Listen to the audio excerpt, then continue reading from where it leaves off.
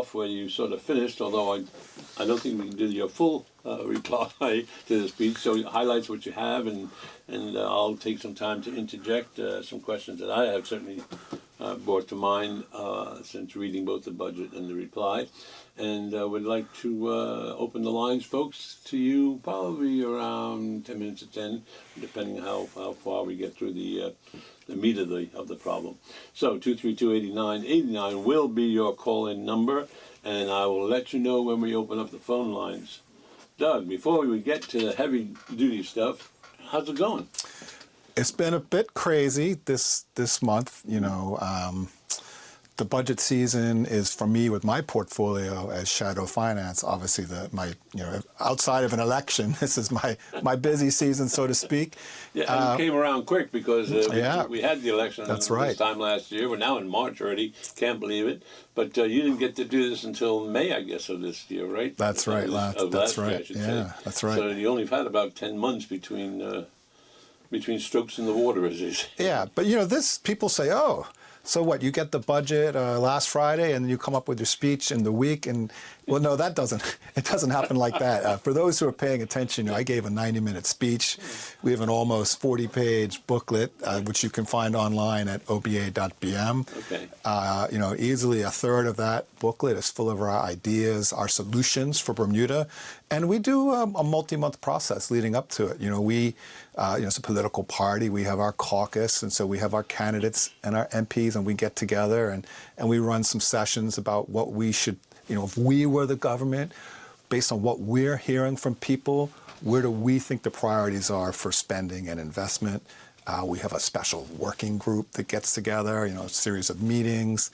Then, I write a draft and we discuss it, and, so this thing doesn't just come out of Doug Couto's head, fully formed on the night of Thursday, the 26th of February, if you know what I mean. Like in fact, it's almost completely written by the time the government comes along, because we use things like last year's budget, the pre-budget report, and we're out there. We read the same headlines that people are experiencing in their lives day to day, and plus we're canvassing, obviously, and so all those things, David, go into our ideas and the things that we're concerned about for the people of Bermuda. Yeah, I think I'm glad that you mentioned that, because people sort of look upon the role of the opposition as being, well, they just handed all this information and then they just comment on it. They don't make any contributions whatsoever, and of course that's just not true.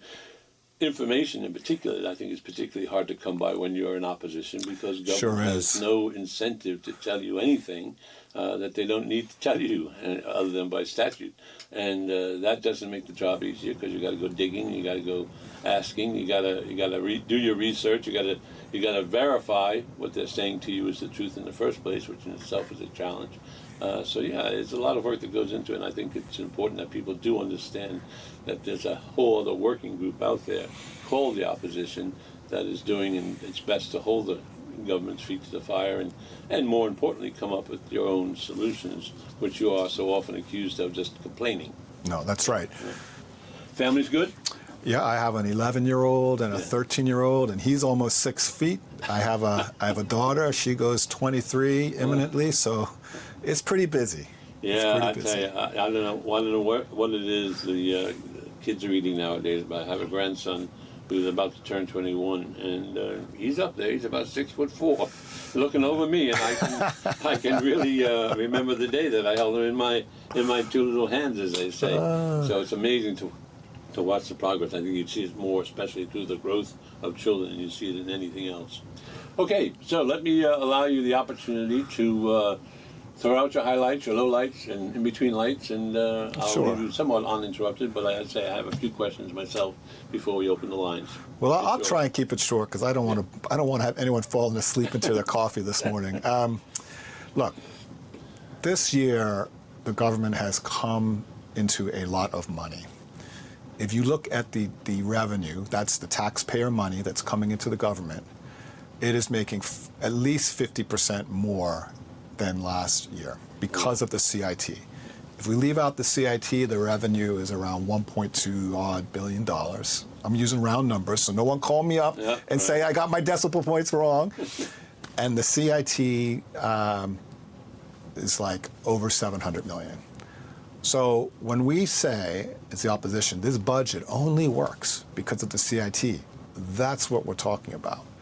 We have $130 million, again, round number, of interest that we pay every year on the debt and so forth. We have $605 million of debt due early next year. So there's a lot of pressures, but also a lot of money's come in. So people say, oh, well, we did this, we did that. How come you're not applauding the government? I said, well, you got a lot of money just came into your pockets. So actually our expectations, both as opposition and the expectations of the country, should be pretty high. If you're a football team, right, and your owner says, here's $700 million, go to town, your owner is going to be looking for some pretty good results. They're not going to be happy with performance as usual. And that's where we approach this whole thing from, David. Can we just stop there for a second? Because certainly one of the most bandied around numbers over the last 18 months or more has been the contribution of the CIT. Now, this came into effect January of 2025. So the monies that are being talked about now are monies that we think we're going to receive, or we know we're going to receive, or we have received. What happened in 2025, and in the sense of what did the real number come in at? Because at one time we were predicting 700 million, and we were predicting up towards $1 billion, and we were going to spend it here, there, and everywhere. And so the year is over. The year is over. The calculation at least should be close to being done. Has any payments? Has anything really come across the board into a bank account somewhere? Well, Dave, you asked a lot of questions, and this is a tax topic, but I'm going to try and keep it. I'm going to try and keep it high level. All right. The tax law came into effect for last year, 2025. Right.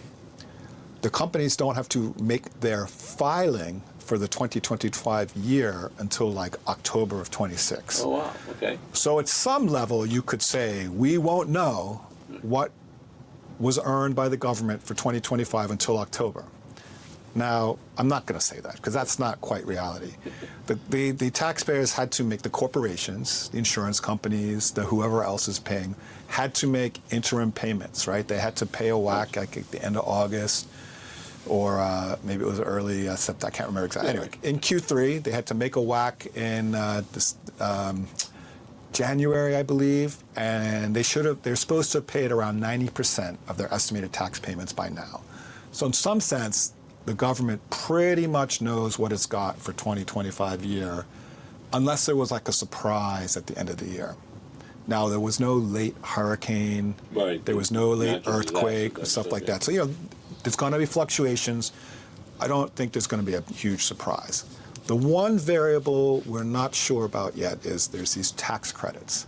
So we also passed a law last year that lets the CIT payers and other companies, actually it's not just CIT payers, so like the local insurers will get these as well, can apply, and Belco, can apply for certain types of tax credits, money that the government will pay back to them around like how many staff they have, how much they pay them, how many are Bermudians, did you grow staff employment, did you reduce staff employment, things like that. Now that one, not sure yet what that would look like, and it's certainly not information the government has provided.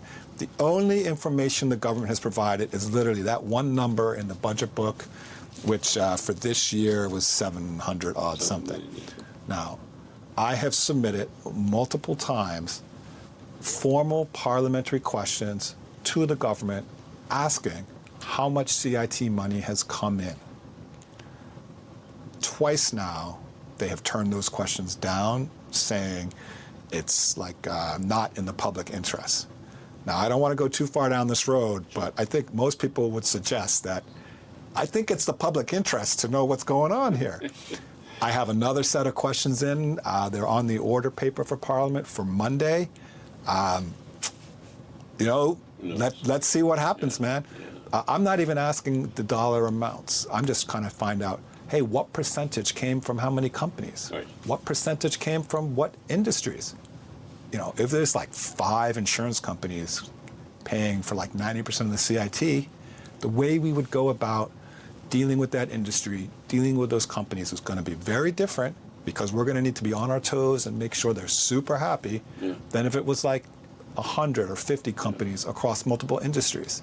Then we're less concerned about how upset or how happy any specific company in Bermuda is. You know what I mean? It's just a whole different ball game. Yeah, I think it's wise to at least know the source of your income and the amount of eventually.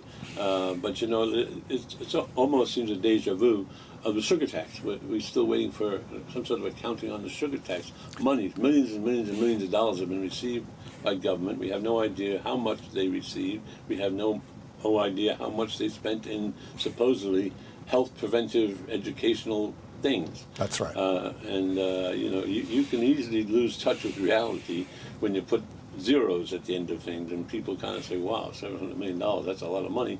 Where's it sitting? Who's got it? And you know, where's it going?" But good. I didn't mean to interrupt you, but No, I just no. know it's a big number, and a lot of people have stopped me in the street and grocery stores and all sorts of places saying, "You know, Mr. Sullivan, can we find out where this money is coming from and how much?" So I pose the question, folks. I hope you're happy with the answer. Carry on, Doug. Right. So like I said, we think the bar is pretty high for what this budget delivers. And I know that people out there are really not happy with the government performance. Yeah. Now, I'm not the education shadow. That's not my portfolio. But really, that's, for a lot of people, education and the failures there are a headline. Money is not going to fix education failures, David. Yeah. So no matter how much CIT comes in, people are still not going to be happy. The other thing is the Premier has been very proud to say no one's taxes are going up. Put another way, everybody gets a tax break. Yeah. But at the same time, we can look in the budget and find areas, despite all this money, that are being underfunded. For example, the Tax Reform Commission suggested seniors needed $30 million of support in health care. The government's only funded $15 million, right? So the OBA message is, why are you not being more targeted in these tax breaks, right? And the government's answer is, well, it's complicated. People might have to reprogram their systems. You know, maybe people don't realize, it was the One Bermuda Alliance created the progressive payroll tax structure. All those years, the Progressive Labor Party was in power. It never occurred to them to turn payroll tax into a progressive structure so that higher earners pay a higher percentage. And now, literally, at the budget breakfast, which for those listening in, after the budget presentation by the Premier last Friday, on Monday, the Chamber of Commerce has a big event, and the Premier and some of his ministers get up and talk about their budget and take questions. And someone asked about this. And his answer, you know, they haven't really moved any of the tax bands around. And as you know, there's been inflation, right? So what a salary looks like versus the cost of living has changed. And his answer was something like, oh, well, people would have to reprogram their systems. I mean, come on, man. Come on. You know, we're looking for a lot more. So let me keep going on this point, because I looked at this. I did a little, for those who know me, they know I like to get into the spreadsheets and the numbers. I guess that's why I have this portfolio. That's right, yeah. So, all right, we're getting cuts on vehicle licenses. Look, no one's against a cut. No one's against a cut.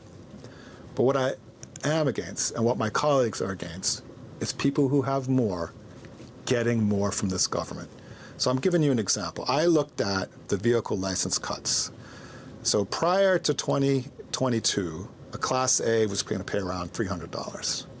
After all of these cuts that will come in, now they're going to pay $246. So over like 3 years of cuts from the PLP government, that single mom, that granny who can barely afford their Class A car, has saved, over those years, $58. Now let's take your senior IB manager. And look, I'm not knocking the people who work in IB. The Premier talks about how many people are working in IB now. But let's be honest. Probably, and I work in IB, so you know I'm talking about myself here, some of them don't need the same breaks. Right. So let's say you're driving a Class H, big car, got that nice new, that's a nice new plenty of those around. Toyota hybrid out there. I own one, I really like it. You know, we had our Haas car for 10 years and we decided to kick it up a notch, right? They saved $319 on a Class H. 5.5 times as much savings as that person who can barely afford the car to start with. Right? Does that make sense? Yeah, and that speaks to the point that, you know, give it where it's needed as opposed to giving it to all. Now let's talk about Belco. Yeah. Let's talk about Belco.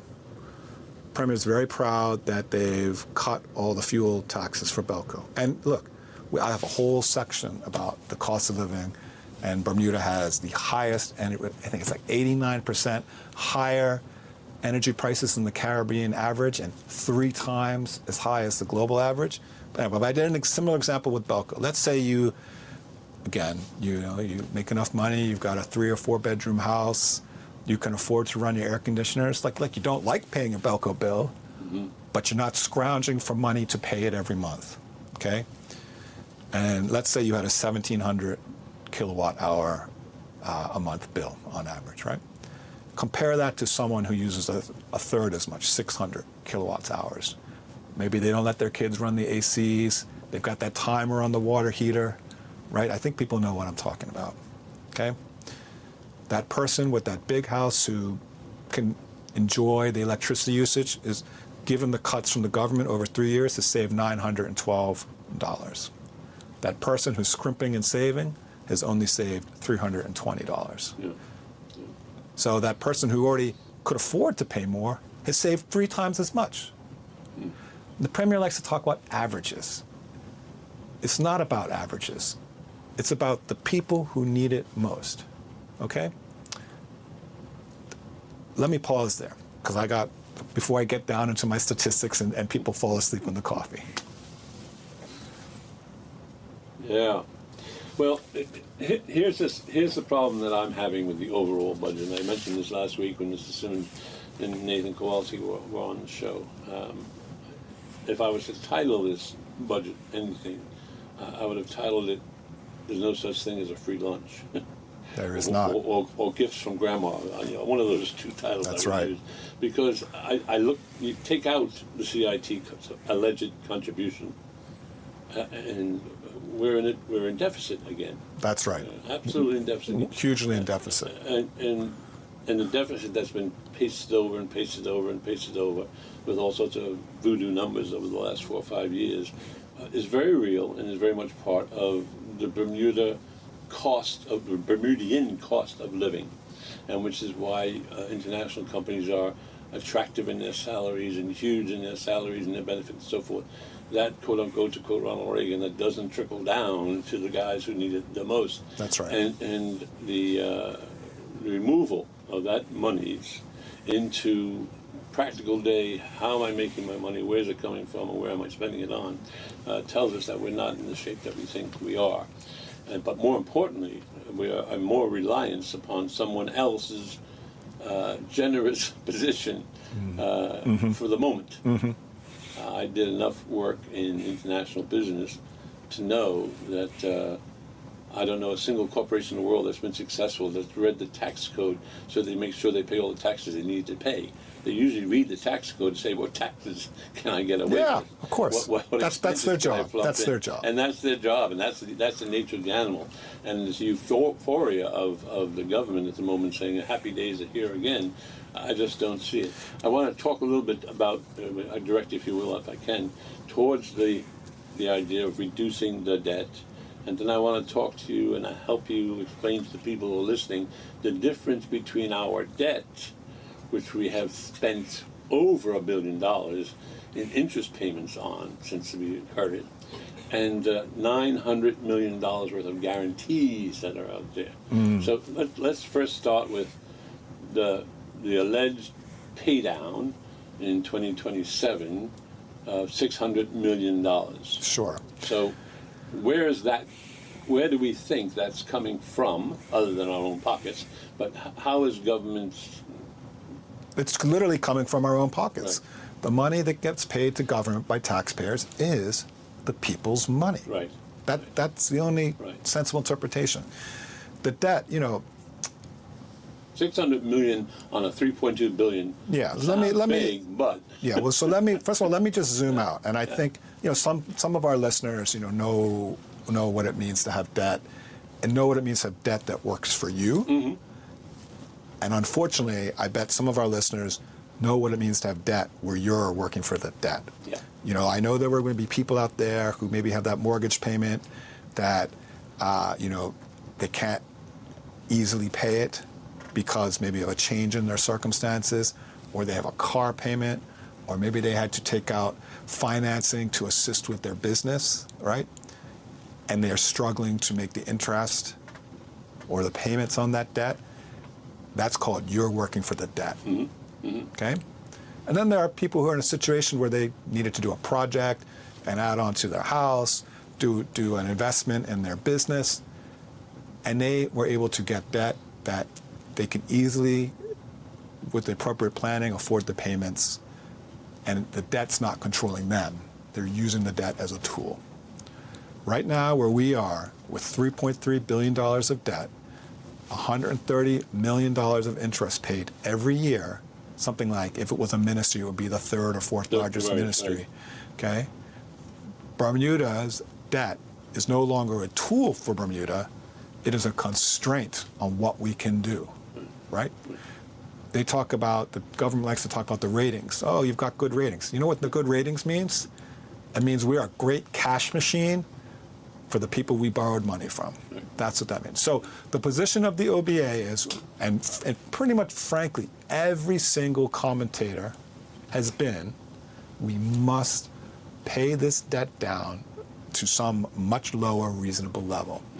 The government originally only scheduled to pay $500 million of the 605 that is due, I think it's January, February 27. Mm-hmm. Now, we're glad to see, and we commented on this already, that they are now scheduling to pay the full $605 million down. And that still leaves 2.7 left. And in fact, David, between now and early 2030, late 29, 2030, we need to pay $1.7 billion of debt. Mm-hmm. That'd only be half of our debt. Right. And if you work that out, that means we have to sock away around $430 odd million a year, mm-hmm. on average, mm-hmm. to get that all paid down by the end of 2019 or 2030. The government's plans, right? They have a 3-year plan in their budget, is already short of that. Right. Over 3 years, right. by $250 million. Right. And that's with all the CIT money coming in. Mm-hmm. So they're busy patting themselves on the back for paying the $605 million of debt due. Which they have to anyway. Which you have to. You have to. It's called doing your job. Yeah. So that's what we're talking about. Yeah. And then, we have the Social Insurance Pension Fund. Yeah. That has liabilities of around $2 billion, right? Now, that's not in law, but morally and practically, that's the liability of the government. So some people think our debt, by the time you add up all the things that we have to do, could be around $7 billion. Mm-hmm. We have a guarantee. The government provides a guarantee for the private investors of the hospital. I think now it's like $500 odd million. We owe those investors over the next 20 years $440 odd million. We have to pay these private investors for the hospital over $20 million a year, right? So the government has a lot of people it owes a lot of money to, and that's why we need to get that down. That's why we're so concerned about the debt. Yeah. It's interesting because, folks, there's probably the quickest way to cure insomnia is to read a budget book. But, it's David, I literally the other night I literally fell asleep. Yeah. Reading some papers for this. Yeah, I mean, head right into the book, splat. That's right. I mean, some of the numbers are staggering to the average individual because they're just numbers that they'll never see in their lifetime or have to deal with. But it doesn't change the principles that are underlying all of this, which is, nobody says don't incur debt. Make sure that that's working for you. Absolutely. I mentioned on last week's show to both Mr. Simmons and Nathan Kowalski, okay, tell me what we have. If I was to be given a presentation of, I'm $3 billion in debt, but I have the following assets. Like I have a mortgage on, and I have a house, so I can live with it, as they say, the risk and return. I'm scratching where I don't itch, as the old Bermuda expression goes. Where $3.2 billion plus $1 billion of interest that we pay, so $4 billion worth of assets are within the government. When you look at every single government building that's in some state of disrepair, the infrastructure of Bermuda that's absolutely in a state of disrepair, a broken recycling operation down in Times Bay, so on and so on and so on. So at the end of the day, as I tell people, when we get to the end of $3.2 billion and we've paid it, we're at zero. Because, with nothing to show for that. And I just caution people to make sure that when the parliamentarian shows on their doorstep, they've got some questions. I think they'll surprise the parliamentarian, because the parliamentarian's not expecting anyone to read this on a regular basis anyway. Can we talk a little bit about what the guarantees mean, and why almost $1 billion worth of guarantees are not accounted for in the sense of our debt? Sure, David. Well, the guarantee is when government makes agreements to help certain projects happen. So, like with a private investor, like I talk about the hospital, they want to feel comfortable that if something goes a little wrong, they have more safety in their investment. So that's why the government has, say, guaranteed the private investors for the hospital contract. And that's $664 million. Yeah, that's all the money that they have to pay over the next 20 years plus interest. If things go well, we won't have to pay that. But if things go sideways, there's some examples of guarantees that have gone sideways. The Bermuda government guaranteed a $9.8 million loan for the Gaming Commission. Yes. And obviously, since they failed to implement gaming, there was no income for the Gaming Commission, and so the government had to pay that guarantee. The Premier signed a contract with this company called BPMS at the same time as they had the ResQuest stuff going on. It was like a duplicate contract. So obviously, and that had a $2.5 million guarantee. Obviously, that contract didn't go anywhere because the ResQuest stuff was already happening. So those people, there was a guarantee to the bank for the loan to the company. Mm-hmm. Obviously, those people weren't able to pay the loan, and the government had to step in and pay this $2.5 million guarantee that the Premier had negotiated and agreed with. So sometimes they can and do go sideways. But what I guess there's a piece of legislation out there, and I'm trying to keep my question at the basic man level. What allows the government to decide whether this is on the guarantee list or this is part of my deficit list? It's a good question. I think that's handled fairly by the government. Right. If something happens, they're not actually on the hook yet. They might be on the hook, if that makes sense. When you say things go well, when you're talking about a hospital, you're talking about the health? No. I'm talking about the investors get their money. Right. It's like a rating. Right. The rating just means the people who loaned us money are going to get their interest. It doesn't mean the roads are paved. It doesn't mean people are making good money. It doesn't mean the education's good. And I'll tell you what, the first payments the government has to make? Yeah, I'm sure. If you have a mortgage, what's the first payment you have to make every month? Try not before you go to the grocery store, before you buy a nice present for your partner, before you pay for your kid's birthday party, what's the first payment that you make? Yeah, Got to pay your mortgage. So the rating agencies, they don't care what it means for the day-to-day person. That's not their job. Their job is to say, will the government have enough money to pay the interest on the debt? And they do, but it means they need to stop paying at $130 million that they could have been spending on something else. Yeah. That's why we really want to get the debt paid down. And the government's budget actually reflects this. They're going to pay that $605, and that'll be $25 million a year of money that they get to keep of interest payments that we can now spend on other stuff. Right. It is disappointing that they didn't plan that from the first instance, given that everybody was telling them this is the right thing to do. So a bit of a head scratcher, but they've done the right thing now finally. Let's just wrap up on the CIT before we go anywhere. We are hearing already rumblings that this may be the first and only bumper year, because corporations will catch up with the coding and catch up with the policy and so on and so forth, and somehow or another magically have less for the government to tax, if you will. And that may cause one of two things. One, it will cause less revenue futuristically coming in, so less gifts from grandma. And there's also the possibility that the expansion goes out. More corporations get sucked in, more companies get sucked in. We already have 1 or 2 local companies involved. Just this week, we had one company called Sampo acquire another company called Aspen, both pretty decent Bermuda employers, and we'll see what shakes out. But there's probably not going to be more jobs or office space, right? Right. So they'll scale accordingly to avoid what most people like to avoid, which is paying taxes. But somehow or another, the government has tripped into a conversation or an idea floating exercise that maybe income tax isn't a bad thing now that Sure. we have this one form of income tax. I don't know where people have been living for the last 50, 60 years, but Bermuda already has an income tax.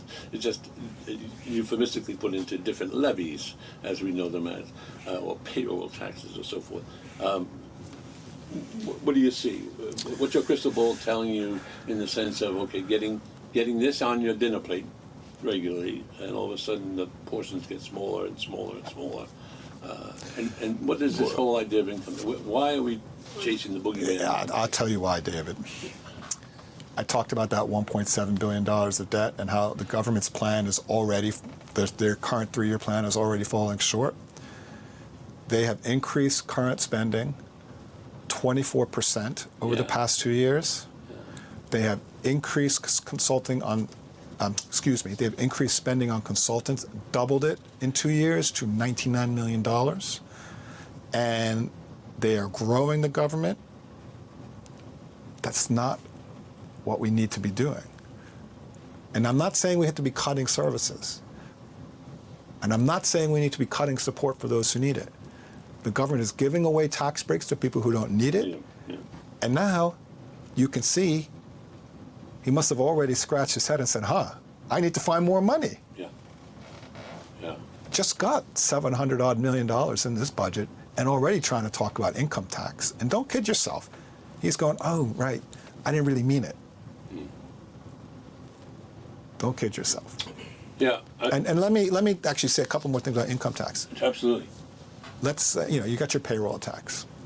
Let's say you got a little side hustle. Let's say you have an apartment that you rent, right? And that rent pays your mortgage. Well, you're going to have to pay income tax on that. So what's going to happen?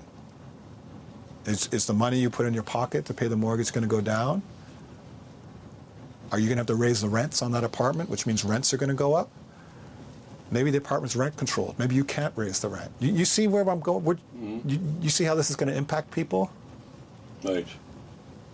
Yeah, the numbers, I'd say, whilst everyone's backslapping, enjoying Grandma's gift of the last 2 weeks inside government, the numbers come up short over a 3 or 5 year projection. And I want to talk about that backslapping. Yeah. My colleague, OBA leader Ben Smith, on Friday, in his remarks, he referred to a special set of what we call cabinet glasses. These are when you become a cabinet minister, they give you, that you can put on, and they make everything in the world look rosy. And I can contrast that.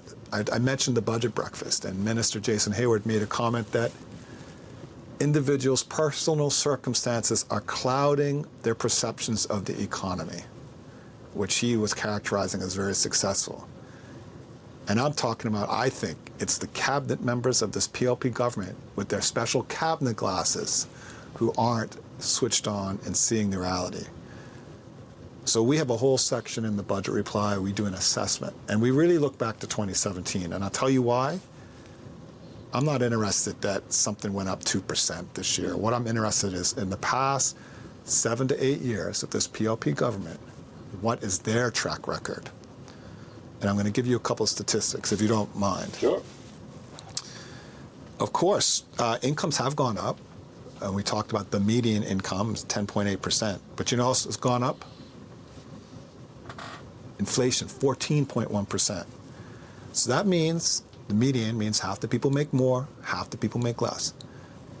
At least, and no doubt more, than half the people in this country have not gotten salary increases that have kept up with inflation. And a lot of them, a lot of professions, occupations, have come way short. And the budget details that. And I think people out there feel that. The local economy, we use this GDP measure published by the government. If you leave out IB, the local economy has only increased 0.6% per year on average since 2017. IB of 3.8%, or over 6.5 times faster. That's why we in the OBA, we're not interested in talking about averages. We want to actually see the picture of what we call the man in the street. I talked about the energy costs. I talked about the interest. If it was a ministry, it would be the third largest ministry. We talked about education reform. We talked about the cost of energy, cost of living. There's something called the Numbeo Cost of Living Index. New York City is 100. Bermuda is 135.8, the highest. London's only 91. And then the last two statistics I want to give you is retail sales. You know, what are people spending, buying? That's kind of like, do people have money in their pocket? Are people opening shops? Now, they really dropped after COVID. Sure. Big drop in June, and they have not come back. June 22, 3.5 years ago, and they've basically been flat since. So you have the minister of the economy and labor is going around talking about how successful their economic development strategy is. The local GDP is in the tank. Retail sales are in the tank. Salaries have not kept up unless you're in one of these fancy jobs. And bless you if you are. And bless you, the people who create those jobs. Absolutely. We want you here. Stay here. Okay? From 2017 to 2024, 1,248 jobs for Bermudians and spouses of Bermudians have been lost. Folks, my guest this morning is the opposition spokesman for finance, David Couto. We're going to just take a quick break here. We're going to adjust for Mickey Mouse ears and ready for your phone calls. So with that, just a quick tune, and we'll be back at you